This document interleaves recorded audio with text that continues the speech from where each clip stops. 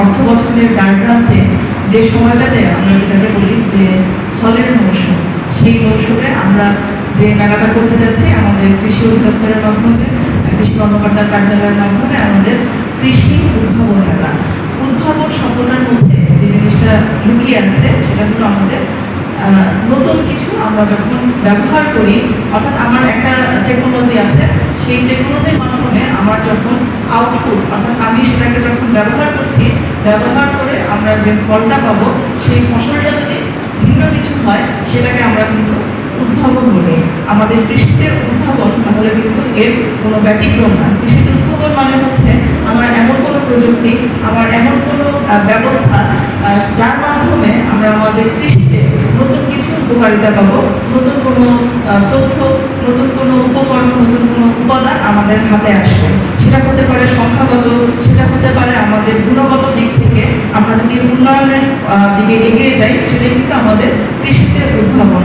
আপনারা যারা এই অডিটোরিয়ামে ঘুরতে যাচ্ছেন, এখানে উপস্থিত হওয়ার পূর্বে যদি আমাদের সামনে যে মেলার আয়োজন করা হয়েছে, যদিও সেটা এখনো আমরা ওপেন করি নাই, কিন্তু সেখানে যদি আপনারা একটু লক্ষ্য করে থাকেন, বিশেষ করে আমাদের যারা সম্মানিত কৃষক কিষানী যারা আছেন, আপনারা তো নিজেদের বাস্তব জীবনে ইতিমধ্যে অনেকগুলো প্রযুক্তি কিন্তু আপনাদের কৃষিকাজে ব্যবহার করছেন। আপনারা কি করছেন না বলেন?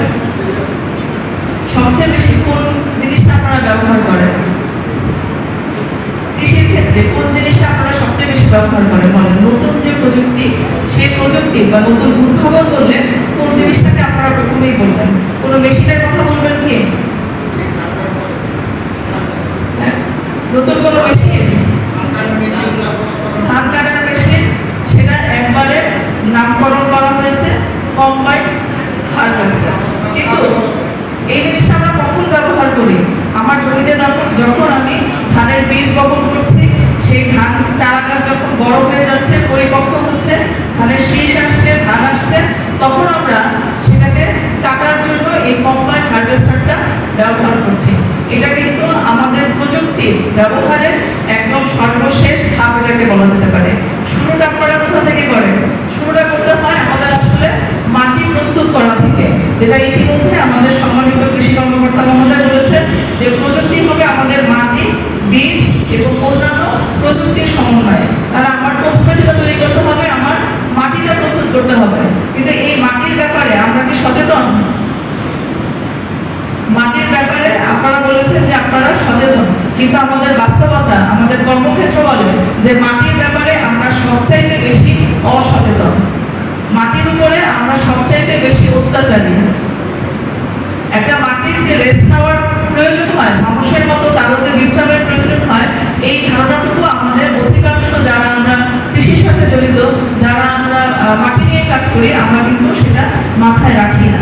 একটা জমিতে যখন আমরা বছরে 3 বার করে ফসল ফলাই, তখন কিন্তু সেই মাটিটা কোনো রেস্ট পায় না, সে পরবর্তী ফসলের জন্য প্রস্তুত থাকে না। তখন সেখান থেকে কি আমাদের পক্ষে গুণগত মানসম্পন্ন এবং পরিমাণের দিক থেকে বেশি ফসল পাওয়া কি সম্ভব? সে সময় আমরা কি করি? বেশি ফসল পাওয়ার জন্য আমরা সেখানে নিজের অজান্তেই বিভিন্ন ধরনের রাসায়নিক সার ওখানে প্রয়োগ করি। দ্বিতীয়বারের মতো মাটিটাকে আমরা ক্ষতিগ্রস্ত করে ফেলছি, তাই না? যে আমরা জেনে বুঝে না বুঝে আমরা কি করছি?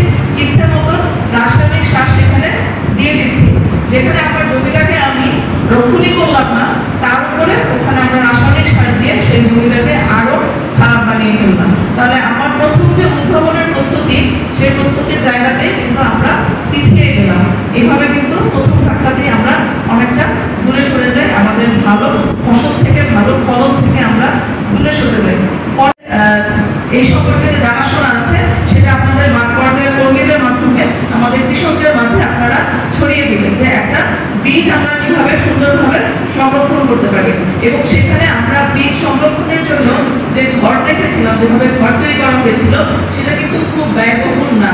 আমাদের অনেক কৃষকের পক্ষে কিন্তু সেভাবে ঘর তৈরি করে বীজ সংরক্ষণ করা সম্ভব। তো আমি আশা করবো যে আমাদের এখানে প্রকল্পটি না থাকলেও ওই প্রকল্পের যে আমাদের নলেজ, ওই প্রকল্পের যে টেকনোলজি, সেটাতে আমরা এখানে কিছু বীজ সংরক্ষণ করার ঘর প্রস্তুত করে আমাদের কৃষকরা সেভাবে তাদের ব্যক্তি পর্যায় থেকে সুন্দরভাবে বীজ সংরক্ষণ করবেন।